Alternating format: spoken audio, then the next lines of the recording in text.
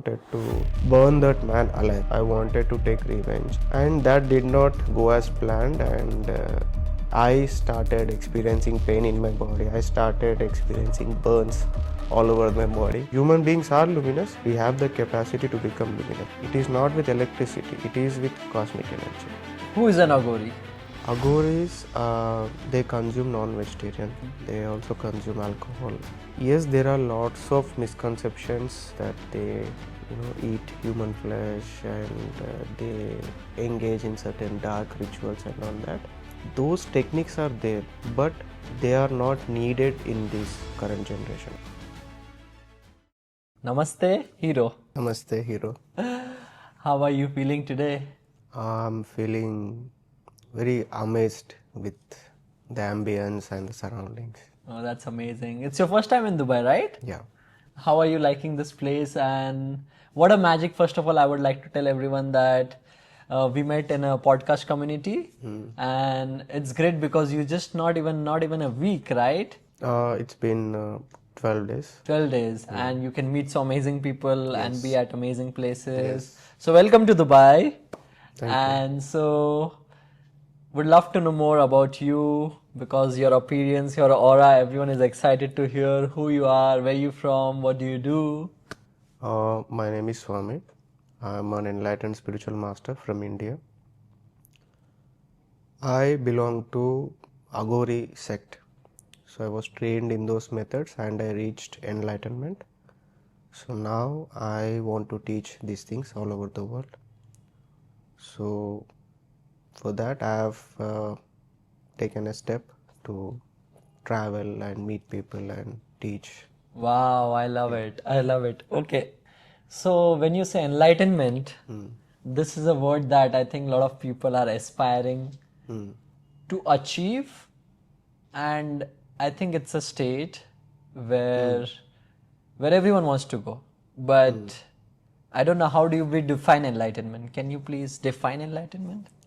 Enlightenment, okay, I'll try to put it. So let's assuming that someone is longing for spiritual growth, seriously longing for spiritual growth. So now he or she will naturally, they can work on that, and with techniques, with certain techniques, they can work more effectively. So when they start working in this direction, when spiritual growth really happens and it matures to a point where now that it matures to such a point, then enlightenment will happen. Then after that process, they are no more the body. They will be experiencing body, they will be using the body, but experientially they know that they are the soul and this is just a machine. They will be able to realize the truth of our existence, and they'll be experientially understanding how small we are, how many worlds are there, how many parallel dimensions are there, and this is just a fragment of reality that we are experiencing. So all these things experientially they will be able to understand them. Even I heard that from someone else like you that modern science also supports these theories and all. Yes, even if modern science supports them or dismisses them, truth is something that is eternal, right? Even if not today, tomorrow scientists may find devices to explore these places or to really verify these claims.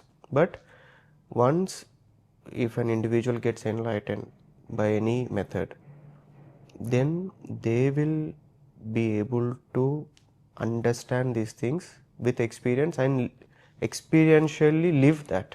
Wow, this is fascinating and so deep. Oh my God, when is that going to happen for me? It will. You are young, you are already on the way. Thank you. Yeah. Thank you, means a lot. Yeah, so I feel there are different ways to reach enlightenment, and one of them is the Aghori way. It's good that we briefly talked about the enlightenment. Now I want to understand through the Aghori way, right? What? Who is an Aghori? So the main differentiation between other methods and Aghori methods is that Aghoris they consume non-vegetarian. They also consume alcohol, and it is more into tantric way approach to spiritual enlightenment. Yes, there are lots of misconceptions regarding Aghoris, that they eat human flesh, and they engage in certain dark rituals and all that. Those techniques are there, but they are not needed in this current situation or current generation. I never ate human flesh, I never consumed anything abnormal. These okay, let's put it this way, Aghori techniques are just that they are compatible with certain situations.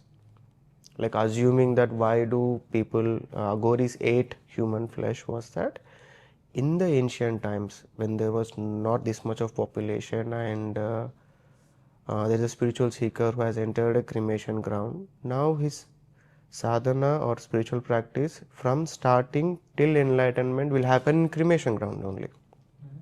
Now he or she will not have the opportunity, or the group will not have the opportunity to go out of the cremation ground, farm or make money or do things. They just have to survive on what was available there. And there, the only thing available was the dead body or their own excreta. So they used to devise the training in such a way that, or they used to invoke such energies which are compatible with these things, which can help them to grow spiritually. But it is not mandatory that one has to go through that. Okay. So these days no one goes that. On the internet we see many people wearing ash and trying to showcase that they are doing these things. It is only for show off, so that the others should think that they are Aghoris. Okay. But they are not enlightened. They have somewhere they have lost their desire to get enlightened. Okay. So makes sense. I understand where you're coming from.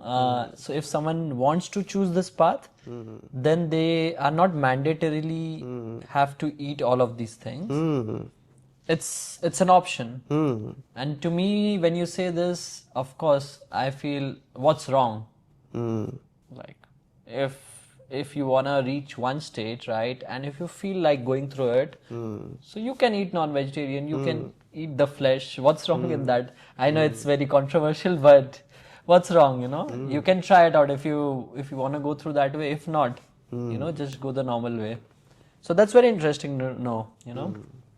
And this is also a misconception that non-vegetarians, they can't attain spirituality. Even by consuming non-vegetarian, by leading a regular lifestyle like consuming alcohol or having a relationship, one can get enlightened. Okay, this is what I want to highlight now, because very interesting topic you bring on. To me, I think so. I used to drink and I did a lot of drugs as well before. Where did you do it? Oh my God, that's off the camera. I'll tell you where. Okay. But I did a lot when I was traveling, and yeah, I was very open. As human beings, we are very open. We want to try out new things. So what kind of drugs did you do? Oh my God, I did a lot of them. I did. You talk about starting from weed to having different ones, like basically cocaine and all of that, right? So why did you left them? Because I think it was taking my energy down. And now when I don't take anything, I'm so high. Everything is high. So you just wanted to experience those states, give it a try. Exactly. I wanted to give it a try. I want to see how it is. And I love to go extremes, So I am an extreme person. So 3 days, 4 days, I'm on it. And, I'm just enjoying that phase. But in the end, I understood that that's not me, because it's keeping my energy down. I want something that takes my energy up. That is maybe plant medicine. If you know about 5-MeO DMT, Okay, so this is amazing. What is plant medicine? So plant medicines are basically in the Amazon forest. Ayurveda? No,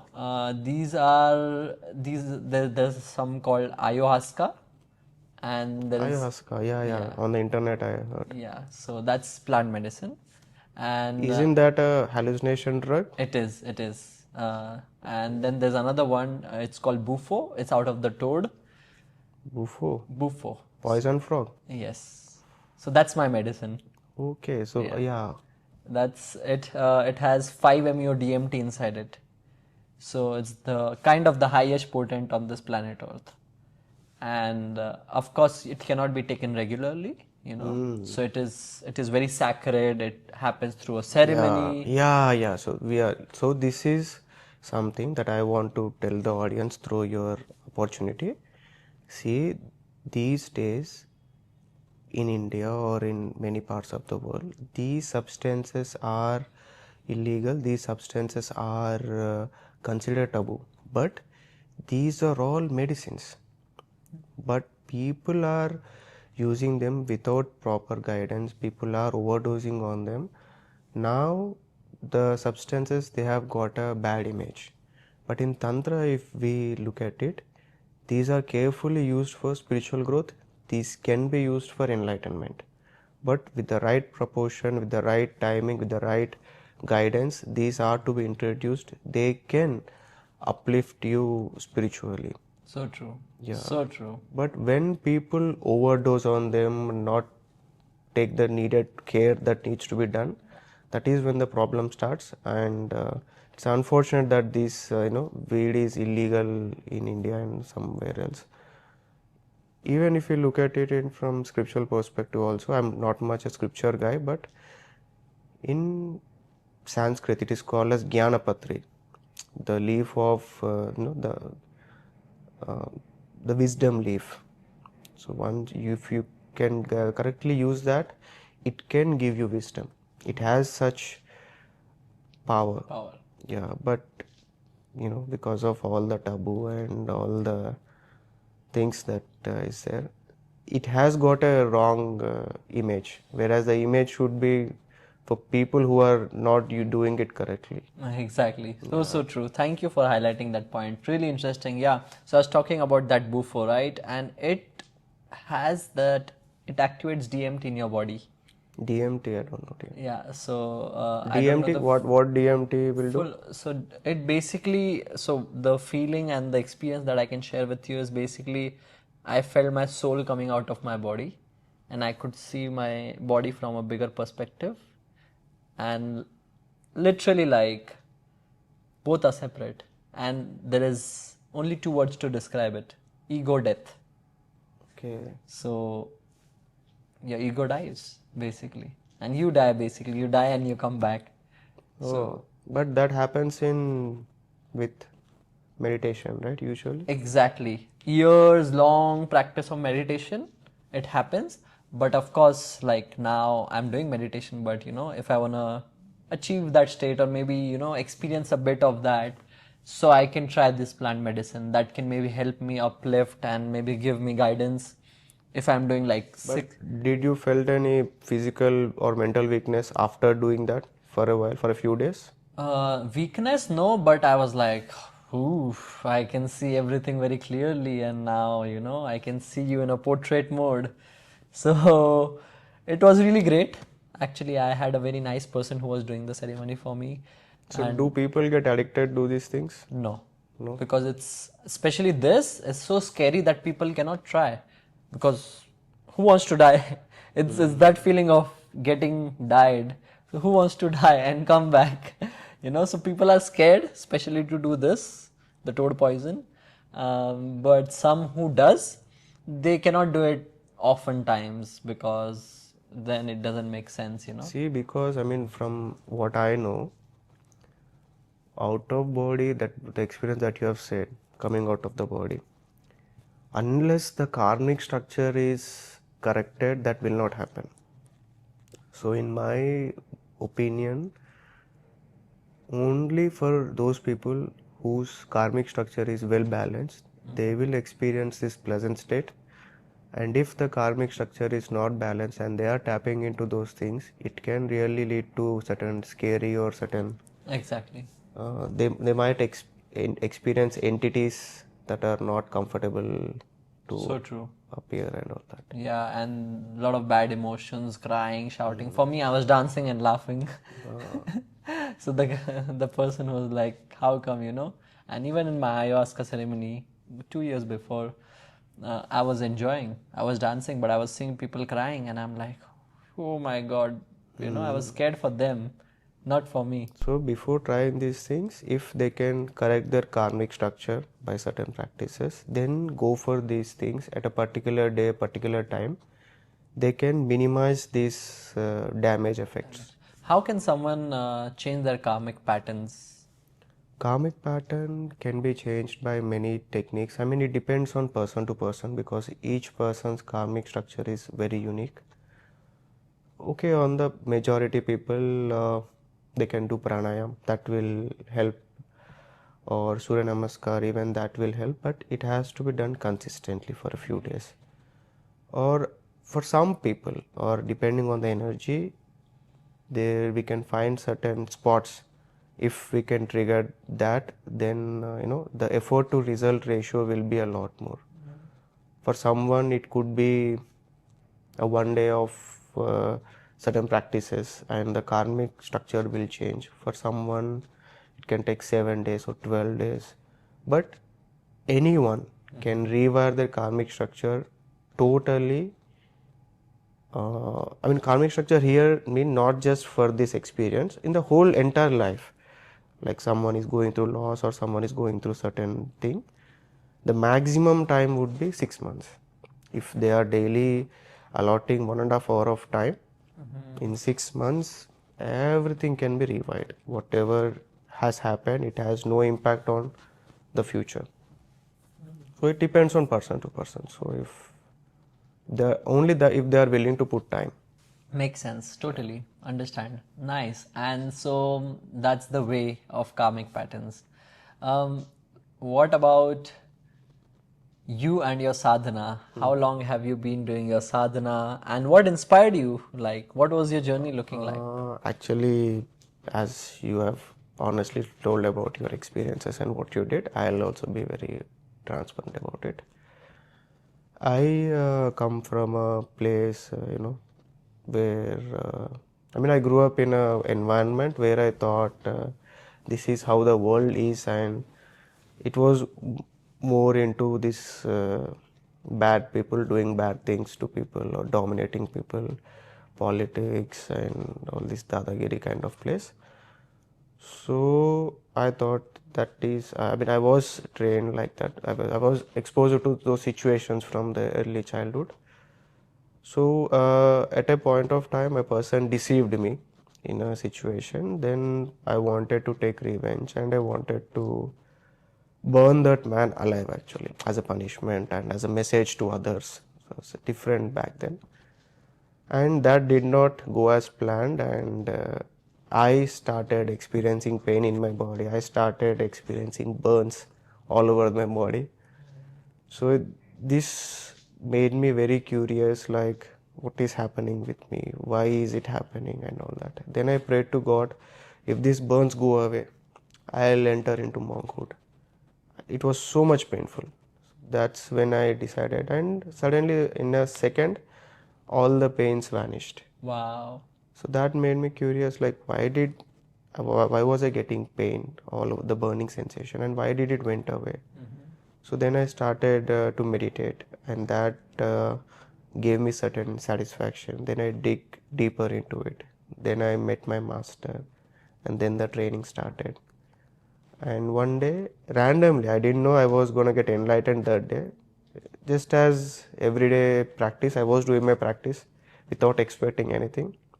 And suddenly a light appeared and I started to glow. I became luminous. This sounds very illogical, but it is true. Human beings are luminous. Maybe scientists will decide in the future. We have the capacity to become luminous. It's just that to become luminous, it is not with electricity, it is with cosmic energy. Sufficient amount of that pure cosmic energy can be transferred into an individual, human beings will be luminous. So at that point, time went backwards. I went backwards, like every second of my life I was experiencing backwards until I became I remembered when I was a child, how my mother breastfed me, how my mother was happy, taking care of me. So all the memory happened, and then I got enlightened that point.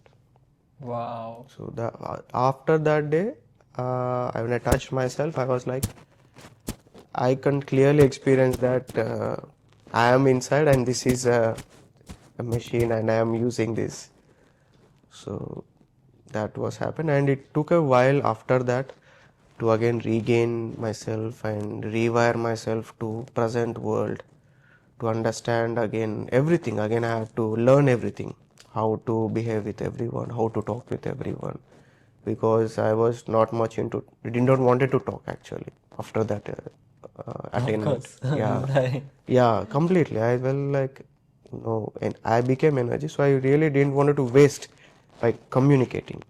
Like humans, we usually waste energy by talking, but after that point, everything was again relearning to again even walking on road or even body language, everything was again I relearned and I started.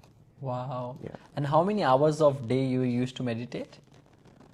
Mm, I mean, the key thing was that it was not I was spending lot of hours, and I didn't even woke up. I mean, people should not follow this. They should wake up early. Meditating early morning is the best thing. But I was late get upping in my house, and I was, it's just that I was consistent with my practices. Whenever I used to get up at night, I used to be with friends. But even if I woke up at 9 a.m., 10 a.m., I used to do my meditation and then go out. So, but even after coming back from outside into the home, I used to again meditate and get on my works. Wow. So, just that consistency was adding drops. I didn't know this was possible, but that one day matured. Like you store 1 rupee, and one day it becomes a big thing, right? So, like that, this unexpectedly it happened. Wow. So, like, what is meditation to an Aghori? To an Aghori, meditation is just okay. These days, meditation, people think that it is about focusing on breath and supplying more oxygen to the brain and relaxing the mind. This is what people target for, and once this achieves, people they stop the meditation. But that is not how it should be done. Meditation should be done till the point where we realize ourselves. Yes, we are getting mental satisfaction, we are getting peace of mind, but that is just the beginning of meditation. Once consistently people start spending more time, the efficiency of meditation will increase, the quality of meditation will increase, and it will lead to spiritual growth, it will lead to karmic, this whatever we were discussing earlier, resetting karmic structure, many things will fall in track. And when everything falls in track, and if sufficiently we are working on meditation, it will lead to enlightenment. So people should not stop when they are getting this mental relaxation, that they are getting this validity to perform things in the world. That is the reason there is certain um, pain or not pain or certain trouble that masters give the students so that they don't get satisfaction with meditation. They have to dig deeper, they have to go to the end point of meditation. And that is why meditation is there. It is only for that purpose. We are only touching the tip and thinking it's the iceberg. I think this is of surrender. You need to surrender yourself 100%. Yeah, surrender something that is very much needed. Without surrenderance, we can't. So, what happens here, the science is that when a master tries to take in a student, and an enlightened master, if he wants the student to get enlightened, he will wait, he will check them, he will make sure they are ready. Are they really listening or not? Are they really surrendering or not? And once they are willing to surrender, once they are willing to do without asking questions, they are really doing what is being told, then the master will take a part of his soul. He will divide himself into, he will take a piece of himself and insert it into the student. So now when he gives code to energize that or to increase that piece that he has given, which is a guru mantra or certain things, then the master will start functioning through the student. So the student has to just nourish the master that is inside him.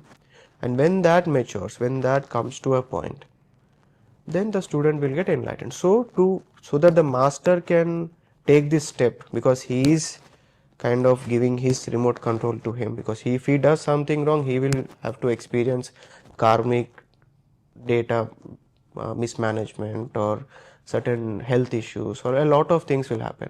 And after doing that process, if the student goes away and he is not interested in spirituality, he doesn't want to do the needed hard work, then the master will go through a lot of agony, lot of suffering, Oh my God. because his peace he is kept in such a body which is not compatible for spirituality.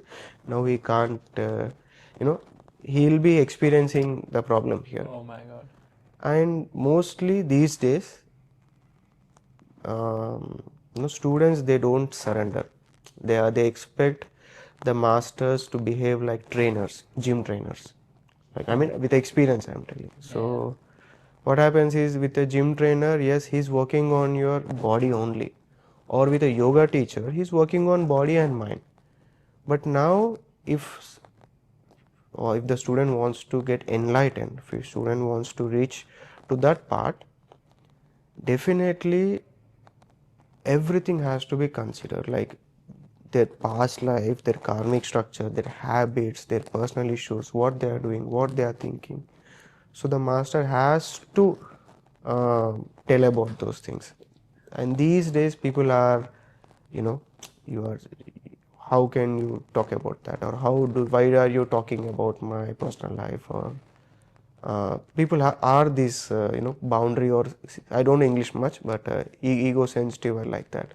So that is the reason there are many yoga teachers and very few yogis. That's true. Yeah, so the surrenderance part is missing these days. People are working hard, and even if they are surrendering, assuming that there are people who are surrendering, what happens, the problem happens when they start judging masters. Because the master will be sleeping and he'll ask the student to wake up at 3 a.m. assuming that. So they'll be like, oh, this guy is sleeping, but he's asking me to wake up at 3 a.m. He is eating non-vegetarian, or he is into partying. He is restricting me from there. Here they kind of let go of the surrenderance. Yeah. True. And one more problem happens when usually with money making. Practically, I'm telling what happens outside.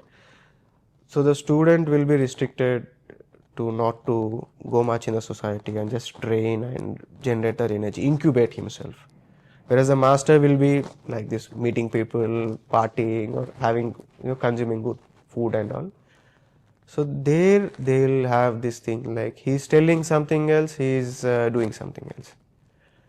So the key things here are that if someone wants to grow spiritually, never do what the master did. Never do what the master is doing. Just do that what he has instructed you to do. If the student can come to this point and he is surrendering, then enlightenment is just 3 to 5 years away for anyone. Wow. Yeah. It can be done even in 1.5 year also. If he has a base work like you, now you are okay to leave your body. That is a very great quality which very few people in the world has. People are very strong, people can punch a wall, but they are scary to surrender, or even die. It is like letting go of the body is something that many people lack. Now you have this, right? So if your schedule supports you, you can get enlightened in 1.5 year only for you. Wow. Yeah, if you are willing to go through incubation of 1.5 year, it can be done because the groundwork is there. Yes. So like this, for some people, it can be 8 months, it can be 6 months, it can be 48 days also. Yeah, depends. It depends on people to people. Wow, I love it. So interesting concept, and I love the theory. I wanted to ask you. So in my world and the people I'm around, they say that alcohol and non-vegetarian, all of these are low vibrational. So do you think Yeah, is it true? it is true because alcohol or non-vegetarian, it will take away positive energy from the system. So then, how we can reach enlightenment? I'm confused with that fact. Because with Aghori methods, what happens is that we invoke energies. Energies are like, now Alexa is there. Alexa or AI is there. It can think independently and all like that. Now assuming that AI has a life in it, it is living organism. Now these are deities. Kalima, Kalbhairav, all these beings, they are alive beings. They are like Alexa, they are like AI, they have lot of, they know everything, they can do many things, and they are life forms. Once the sadhak introduces them in their life, their energy starts to flow inside the system. Now with consumption of alcohol and the substances, the energy increases, the positivity increases. Wow. So So you mean to say these deities they are there, Ah. and if I'm consuming all of that, I will get their energy. you'll get their energy and it will strengthen you, your mind, your body, your energy, your performance, your Wow. success, it will increase, but without approaching them, without um, you know without going through proper training methods. And if you are consuming alcohol, it will drain away the positive energy. If you consume non-vegetarian, it will drain away the positive energy. Non-vegetarian sucks positive energy from the body. So do you mean to say these kalimas and everything they are negative energy? No, they are positive energy. They are non-vegetarian, they consume alcohol, they are into sexual relationships, and they are positive energies. Negative energies also, we can handle them. There is a science, we can control negative energies. We should not surrender ourselves to negative energies. And in the Western place, I saw whatever about the West I know from the movies. They say surrender to the devil, sold your soul to the devil. This is happening because of not having proper understanding of Tantra. They think that surrendering, making a deal with the devil will give them a lot of wealth and all that. Nothing. Yeah. Yeah. But it will happen. What happens in that thing is that these are all demonic rituals that have nothing to do with enlightenment. And because people have got addicted to these things and they have sold their soul and all that, Yeah. they will experience certain upliftment and then a huge downfall in their life, and they'll come to a point where they'll have to commit suicide, because the devil is something, it itself is not in a proper body. There is soul, there is body. Now if there is a positive body, we call it deities or positive energies, and if the body is not compatible, it's torturous for the soul.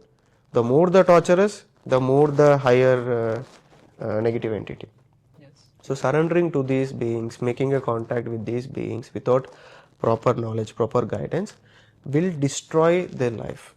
And once they do these things, they don't know how to undo them. Accidentally, they might have got into some ritual, and there is a science to undo them. It can be done. So these beings, yes, we should train in them. It is there in sadhana. It is there in the ritual set, how to approach them, how to access them. But they are to be controlled. They are to be handled. It is like lion, tiger. You have to approach them with proper guidance, and we should not blame them. They are not the bad beings. They are what they are. Because of the karmic data, because of certain things they have done, they are experiencing things. Now, if we approach a wild animal without proper guidance, it is not the mistake of the animal, right? It's our mistake. So true. So, first, if the student trains in these establishes himself properly with positive energies, then he can handle negative energies as well. He can invoke them, he can maintain them, he can help them, he can help them get rid of their pain. If we can remove the soul from the devil body, now the soul doesn't have any bad associated with it. Only the body is painful. So if we can dissolve the body, if we can cut down the body, the soul goes free. The soul goes to the Paramatma. So this is how we can liberate these beings, entities that are in this world, or people have evoked them or are being because of suicide or some other thing. They are roaming around here. So we can give moksha to them. Oh, nice. So these Kalima and Kalbhairav or n number of people, with their appearance, they look a little fierce, they look animalistic and all that, but they are highly positive energies. They will make sure the life and the sadhana happens positively. They will make sure the student gets protection, the student gets what he wants, the student, as long as the student is interested in enlightenment, everything will fall in place for him. Whatever he wishes, he will be able to attain. Yeah. Nice. Wow, very interesting. I would like to delve upon the topic of love and attachment. Lately, what I've been understanding is, first of all, I've taken a 6 months no sex, no. Oh. Yes. That semen retention. Yes, semen retention, because I heard it is very powerful, and like taking it back up and using it for the best of creativity, So I am doing that, and I'm almost 1 month over, so I'm happy now. And But how do you manage your partner or girlfriend? so I don't have currently any, which I'm very lucky with. So you can go for a 1 year of 1 year as well, maybe. And yeah, that's the whole perspective now. I'm very open again. I'm very open to know someone and also to establish relationship. But now, what if in these few days you meet someone interesting and no. Then a challenge for me is a challenge. So I follow the challenge. because what happens is that when you want to grow spiritually, when you want to evolve to a point, the existence kinds of test you. The existence will make sure some situation happens where you leave your spiritual pursuit and go after these pleasures. Yeah. So since you have taken this as a 1 month of challenge, and you observe in the coming 6 days, months. in the 6 months, Yeah. you see now will be the time where you might find the love of your life. You might find someone compatible with you. So the testing phase will be there. Only if you overcome that test, you will reap the benefits. Distractions will be a lot.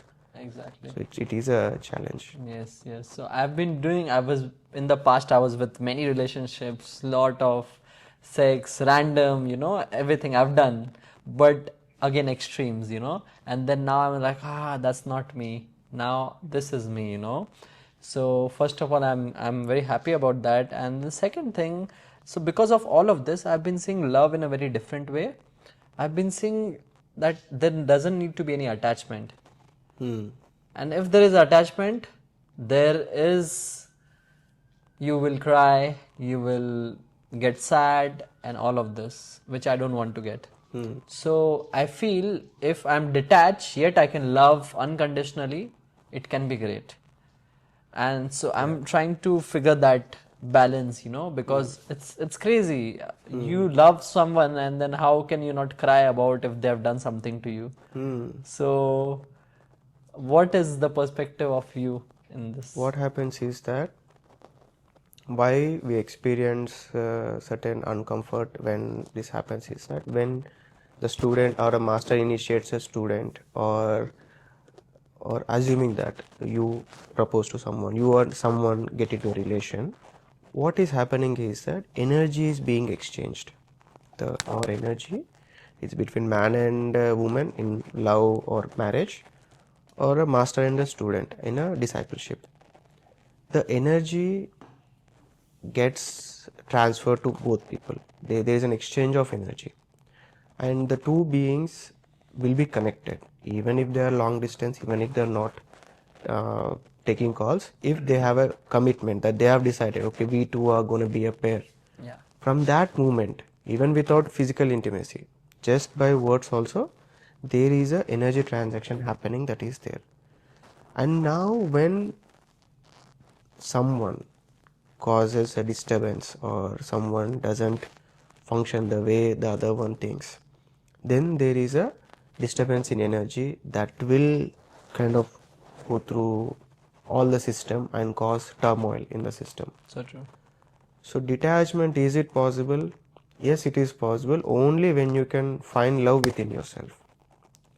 With meditation, with techniques, with the celibacy that you are practicing currently, if you can evoke love from within you, from the heart, from the chakras, now you can love unconditionally because you are not attaching your energy to anyone. So you are detached. You can live. But you are in a relationship. You are, especially if someone is physically engaged, then there is huge exchange of energy in very less time. Now here, yes, detachment, even if the person agrees with this concept of detachments, understand the science of detachment, it will not perform for him because he is letting that other energy inside, right? So after that, on the ground reality, there is a huge exchange of data. So with the mind, he can't control that.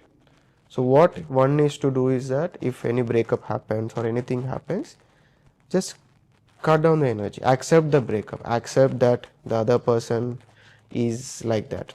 If we can come to acceptance, like whatever the person is, whoever the person may be, even if we agree with their things, even if we are okay with what they are doing or not, if we accept, if we start accepting them, now here what happens?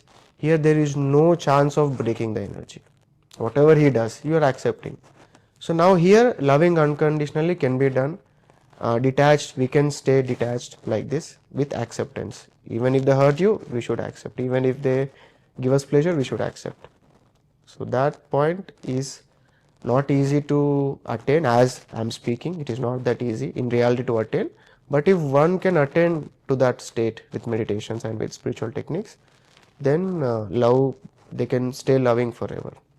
Wow, this is so interesting because a person that I was seeing sometime before and also love so much, and we kind of like, parted ways, but I still love so much that even if we talk now, like it's so much love, and I don't see what was, I just see what it is because I found love in myself. I'm always loving and always enjoying, smiling. So I am thinking that's good actually. I'm on this path then. Yeah, what your current state is very good. Just don't disrupt it with something else. Something else, yeah. Yeah, interesting. So that's our detachment. And how about you in this journey when you want to become um, enlightened? Do you restrict yourself from sexual No, relationships? no. I had a girlfriend. It was a 10-year relationship. We were into that. We went through everything what people of my age group go through. I'm 29 currently. So, Same. yeah. So, I started at 17 actually. So, yeah, we used to go to hotels and all that. But before she arrives, when we meet privately, I used to do my yoga and my meditation and my whatever my sadhana was there. After she leaves from my home or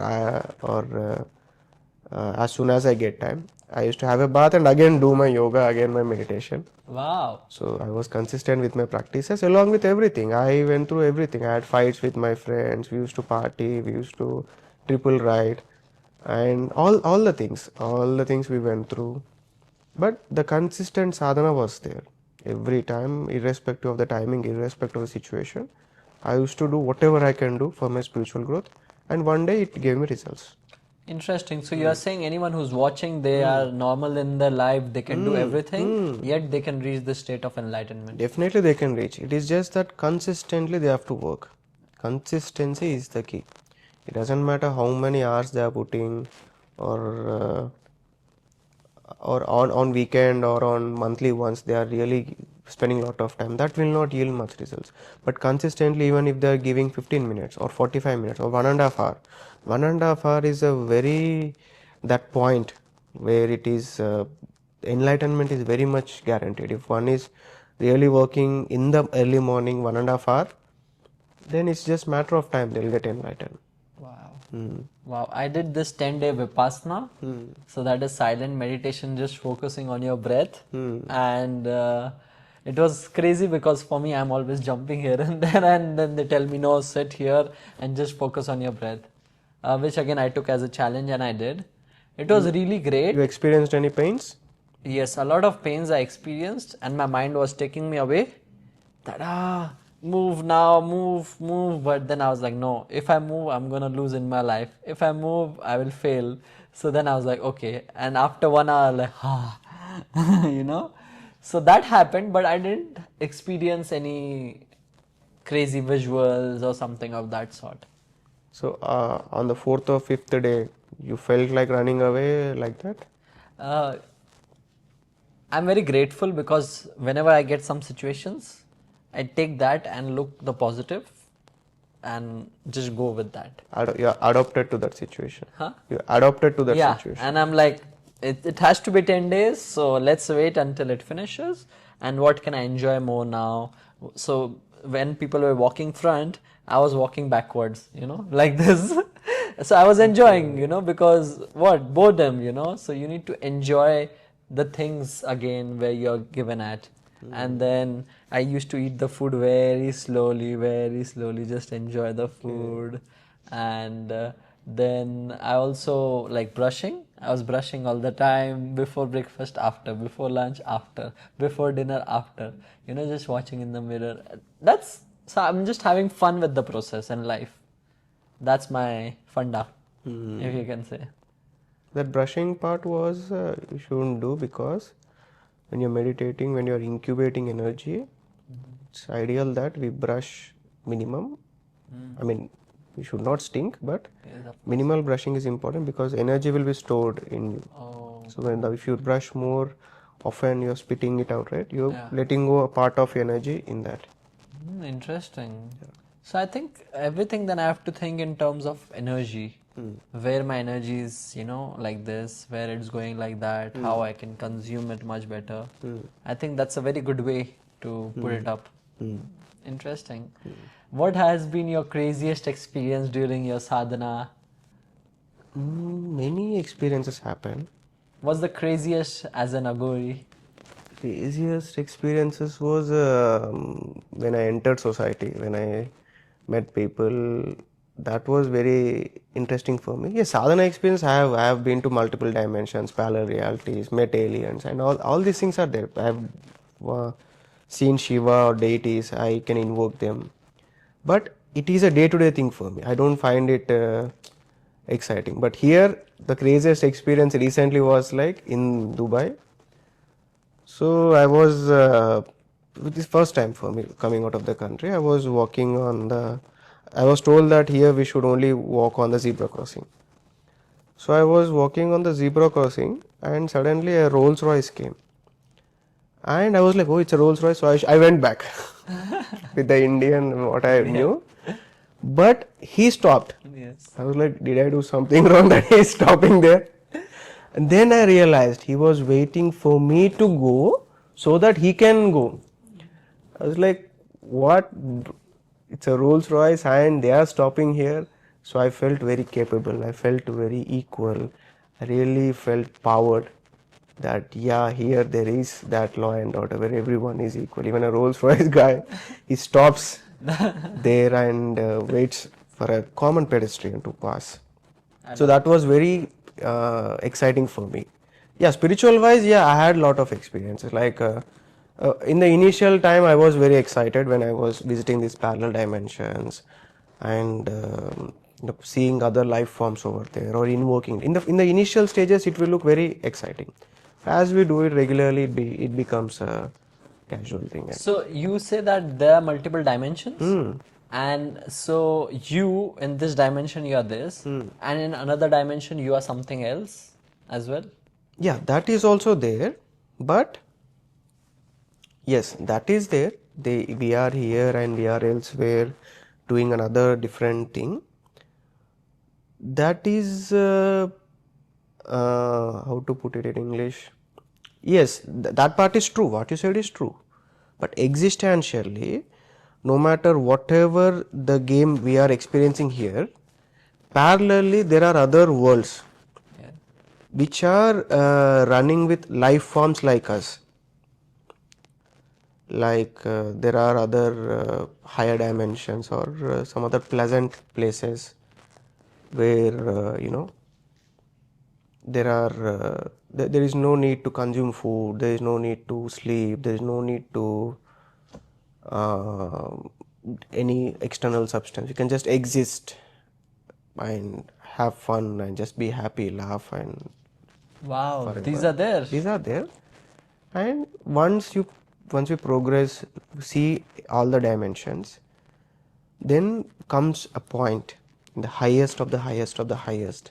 There is this infinite being, infinite energy, infinite source from which we came. That is the most pleasant. That is the ultimate. That is the best. So once if we can taste that, then everything will look very mediocre, very minute. But there are some places also, people call it lower dimension or something, but there are the clarity in those dimensions is very less. Here we are able to see with the light and our senses a certain vision. In that dimension, the dimension itself is kind of a gloomy and certain vibe where there is a lot of sorrow, there are beings suffering, there are beings crying all the time. All the time they'll be just going through certain pain, certain injury like that. If we see these better dimensions, we will not like earth. But if we see these dimensions, we will have gratitude that we are on earth. Here we can at least adjust our situations. We can experience both unpleasant situation and pleasant situation as well. And we are also experiencing different realities at a time. It is not that, see, now you are experiencing me or you are experiencing certain environment, certain place, certain this. Why you are experiencing is that the present moment is that you are able to access this. Now the past is just recalling, just data. Now if the data is not being stored, now you don't know what happened in the past, assuming that. Like that, whatever data we are experiencing is a particular reality, a particular dimension. This present is of a particular code. Past, when we recall it, it is of a particular code. It is not that that has come here. It is different, this is different, the moment is different, past moment was different. Now the next future moment is also different. But when we talk about future, it is assumption, it is not real yet, it has not manifested yet. So only the present is real, only the present is the truth. And with certain practices, the present can be altered. Altered in the sense to such a point where everything can be realigned. Of course, now how to put it in words? Now assuming that someone, okay, since you are into meditation and all that, now another session of vipassana might excite you because you have been there, you enjoyed or you did your own thing. Now if there's another session of vipassana, you might, yes, I want to go there and have fun or meditate, whatever. Now the same scenario can be a curse to someone. You can't talk with anyone, you can't, you have to stay in one place, wake up early, do things like that. For someone who is not interested in that, it becomes a curse, it becomes jail for them. So now it is just that situations are just that if they are conductive for you, if that the situations are happening the way we want, then we'll see it is a success or it is a happiness oriented situation. And if the situations are incompatible to what we want, Even if they are not harmful, we feel it as a problem. So this manifestation of reality which is happening in the mind, or we are seeing the projection in ourself, this can be easily altered with certain spiritual practices. So that is where all this science will come in, where all over the world, not just Indian science, all over the world people had access to these sciences, and you have met certain fragments of that sciences, like the substances that you have or the things that you have stored. These are also part of tantra, these are also part of substances that are used for spiritual growth, but the lineage has been lost. There was an enlightened master who was transferring the science to someone else, somewhere, because of various reasons around the world. The lineage was broken and the science has been totally cut down. So that was about it. Nice, nice, interesting. I want to ask you, Dubai or India, what would an Aghori choose? Definitely India, because of the temples and the Varanasi or Himalayas. Uh, the places are consecrated over there. There is ease of doing meditation or spiritual practices in India, but Dubai also is now conductive for these things, because they are letting people do their own stuff in their homes, so we can consecrate our home and do that. So for spiritual growth, India. For anything else, it's Dubai is very conductive. Nice, interesting. And you had like a crazy experience with fish, and I would like to hear that. Fish. Yeah, you had in your sadhana, you had to do some things that. I mean, I once went to Varanasi to do certain practices, and there I needed an accommodation. So I was very young back then. I was with my bag, and I was looking educated and all. So they thought, I'm not compatible to train with them, or they said, you are a city, you look like a city boy, you can't adjust with the situations. I was like, no, I can stay, just give me an opportunity, I'll do my work and all that. They were like, okay. Then there was a hut on the other side of Ganga. There was a small hut kind of structure. So there they let me stay and do my thing. So there I used to stay. We didn't had any access to food, or not much people used to come. So there the only way to survive was that there was certain ration which we used to cook and all that. For drinking water, we were dependent on river Ganga. So it was very hot summer kind of situation, where I was not wearing slippers and all, because I was into certain practices. So I left my footwear. So the sand was very hot, and we were supposed to get water from the river, and there was around 10 minutes walk that needs to be made. So in the hot sun, so to reach that place was a very big task. We used to run very fast. I used to run very, very fast, and reach water as soon as possible, and then calm down my feet. Now that was attainable. The problem happened when we have to come back, and we had a bucket of water. It was heavy, so I can't run. So I used to pour water on my feet and then enter the hut. So sometimes, or many a times, when we bring water to drink, and there was fish in that, randomly we used to get fish, and fish, because maybe it got scared or something happened, it used to poop in the water. So now we can't filter the water, and we didn't want to kill the fish either. So we used to just accept that and consume that water only. So I drank fish poop for a while. And many things happened. Like, this was not the task actually. This was okay. It was like Bear Grylls Man versus Wild. So we used to consume that, and I was comfortable. The main problem used to happen when in the morning there was no washrooms. So I used to on the river banks. We used to dig a pit and do our thing and cover it and wash ourselves. So then in the morning, when I used to go to do my excretion, on the boats, we used to see foreigners. So they had such big cameras and they were shooting everyone. So that was a very scary thing. Like, array, someone will take my picture like this and I don't know who is taking it.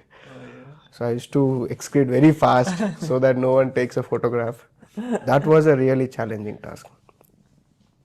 Spiritual wise, yes, many experiences happened, many out of the body experiences or energy experiences, but that's only interesting in the beginning. Once it happens regularly, we don't get amusement like that. I understand. Now, like to the people who are watching right now, they're fans of Krishna, Shiva, different deities. So, what is the best way that they can really connect with them? Anyone can connect with any deity. One key factors that they have to take care is that it is ideal they follow the food habits of that deity, of that particular form in which they are approaching. If they are doing the ritual in a vegetarian methods, all deities can be approached with vegetarian methods and non-vegetarian methods as well. That is there.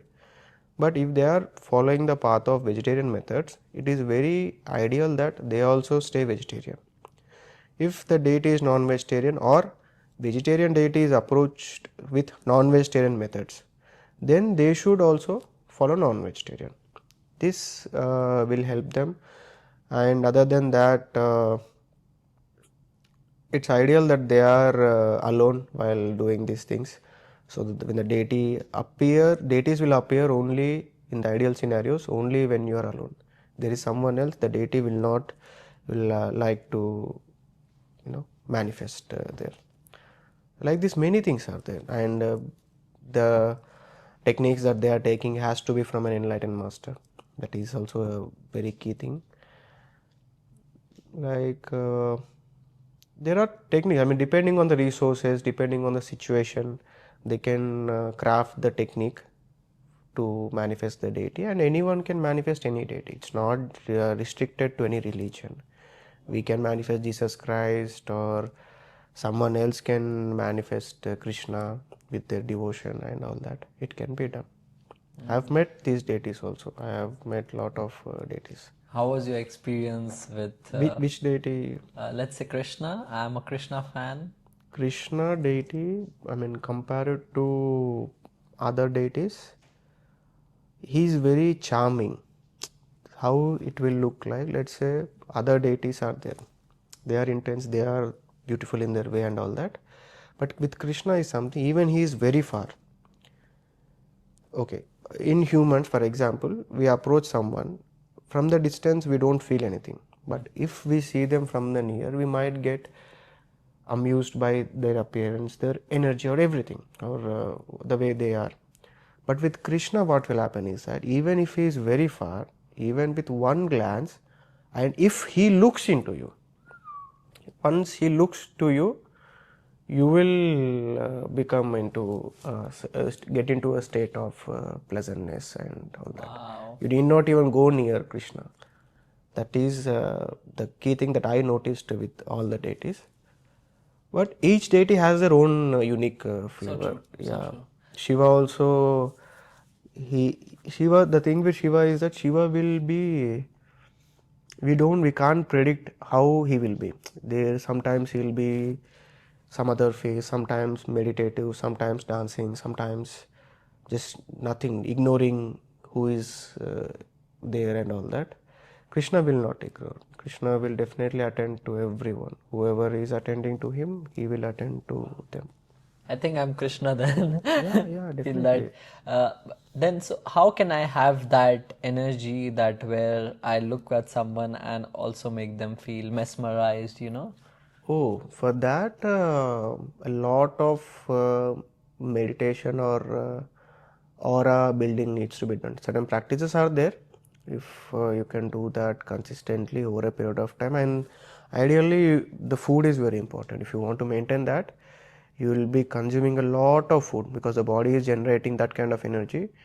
It will take lot of food, lot of quality food, ghee or certain fruits, milk, milk also. Paneer. Yeah, I think Paneer. makhan. This is the Makhan, ghee, these are very, because its quantity is very less, the power is a lot. We don't consume 1 kg ghee, right? Even 2 spoonsful of ghee can energize the body for a whole day. So like that, substances need to be consumed from vegetarian. Then the aura that will build, that what we will become, it will manifest into that. Oh, wow, that's a nice one. Thank you so much. Yeah, really interesting. I'd take on that one for sure. Yeah, any. I mean, also eating that thing, there are practices needs to be done so that the food turns into that energy. Yeah, practices. Spiritual practices, if you are doing along with that diet, then that energy will build up. Very interesting. So we have reached the last segment of the podcast. And so what would you like to tell the audience who are on this spiritual journey and really want to make the best version of themselves, help them, help the people around? How can they do it in simple words? In simple words, find any enlightened master. If there is a possibility, try to get personal training. I mean, they will craft the sadhana according to your energy, but it is not practically possible for everyone. So go for the courses that enlightened masters are offering. Currently, there is a course called Inner Engineering by Sadhguru Jaggi Vasudev. It is a very authentic course, very much helpful for you. So do that, go through that. Doing that consistently can also give you enlightenment. And even I am planning to launch a course of myself for the non-vegetarian spiritual seekers. It is going to be in a different way. So go through that and see if it helps. Follow that. Amazing. Thank you so much. Thank you so much for being here and sharing your wisdom and your knowledge. Really grateful to have you here. Thank you.